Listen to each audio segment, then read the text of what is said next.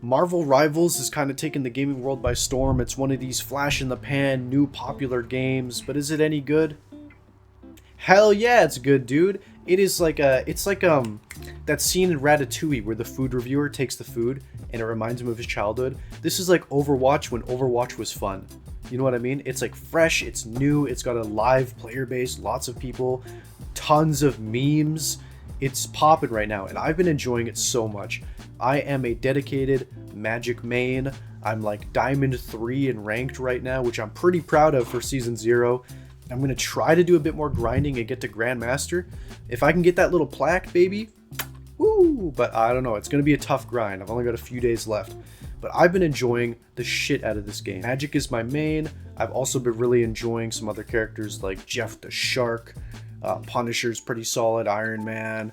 Loki I've been having a little bit of fun with in quick play because you can like double up on your team's ultimates, and that's always fun. It's going to be interesting to see how the balancing goes and how this all goes. Like, they're adding like, what, 4 or 5 new heroes for Season 1? Like, Overwatch could never. Overwatch is like, oh, we need 7 years to make one hero. Don't even get me started on Overwatch 2, the story mode that didn't happen, the branching skill trees that were going to happen, all this shit. And then the 6v6, whatever. Overwatch, done and dusted. It's all Marvel Rivals now, baby. And it is looking good. The grass is green on this side of the fence. I've been loving this game. So what I thought I would do for you guys is make a little Marvel Rivals tier list of all the characters, right? We love tier lists. YouTube loves tier lists. I love tier lists. I think they're a fun way to organize my thoughts. And I thought I would just lay out where I think all these characters lie on this tier list. S, A, B, C, D. Simple enough, right? I'm going to start right off. Where's my main? Where's my girl Magik? Boom. S tier. I love this character. She's my main. Absolutely epic. Luna Snow, easy S tier. Luna Snow is so aggravating to play against. Every time I ultimate as Magik and then Luna Snow ultimates in response, I feel like I want to put my controller down, like it's game over. Similarly, Penny Parker S tier. Penny Parker is so annoying to play against. The spider mines, they feel OP. Like, I don't know. People need to learn to shoot the spider things. Like, even if you do that, you have to divert your attention. The thing's got more health than you'd expect it to. Penny Parker's annoying to deal with. Who else is pretty annoying to deal with?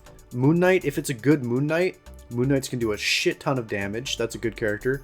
Hela, insane character. Mantis, another S tier. S tier's looking pretty full. I think we got them all, though. We'll see as we go through. Down to A tier, Jeff the Shark.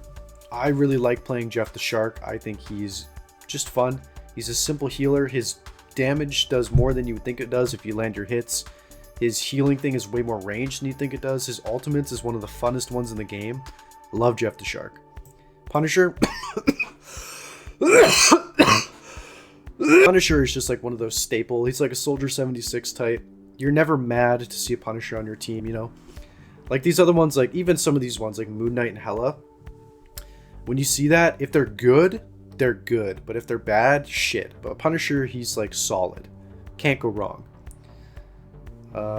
Doctor Strange and the Hulk. I'm going to put them both there as A tier tanks. I really enjoy having them as tanks on my team. Who else we got in A, do you think? Psylocke? Probably. Iron Fist. I feel like Iron Fist was really oppressive when the game first came out, but he's kind of like fallen off a little bit already. But Namor has been creeping up. Namor's been doing some work. Then we get down to B tier, I think. Who's B tier? Venom. Probably Thor. Cloak and Dagger. Iron Man. I'm just blasting into him. This is this is my thoughts. My true unadulterated feelings. Iron Fist, will put him there too. I feel like these are solid characters. I'm still okay with this. If I see this on my team, I'm like, yep, that's cool. He could be, again, Winter Soldier could be A tier, but I think he's really tricky to use, especially with his 3-round magazine. Can be pretty tough. Maybe I'll jump down, get the bad ones out of the way, and then we can figure out the rest, right? Like fucking Black Widow. It's Widowmaker all over again. She's garbage. Can't even one-shot squishies. Can't contest an objective to save her life. And in games like this is the same deal with Widowmaker and Overwatch. I know if you're a top 500 player and you're cracked and you can get your 360s, it looks really good on your montage. But snipers like Black Widow or Widowmaker, are just not good picks in these games. These are objective-based games where often, in most matches, it's going to go into overtime, and contesting that objective becomes more important than anything else. And you cannot contest an objective as one of these characters, as a Black Widow, as a Widowmaker.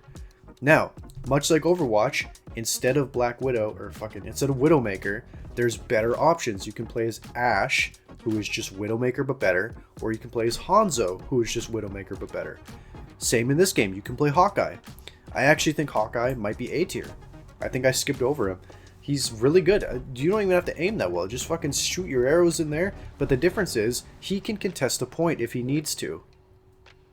He's not the best at it, but he can do it. I think Loki's B tier. His little AoE healing thing that he does is pretty annoying to deal with. He might even be A tier as well, actually, now I think about it. His ultimate is extremely versatile, obviously, right? Just copy someone else's ultimate. Adam Warlock, I'm going to put Adam Warlock in C. I feel like he has the potential to be really good, but a lot of the time I see him, it just doesn't pan out that very well. Same with Magneto. Spider-Man is D tier. I know there are good Spider-Man players out there, but holy shit, is he hard to be good with. This is my theory, my thesis on Spider-Man and Marvel Rivals. If you are good enough at this game to be really good as Spider-Man, you are still better off playing another character.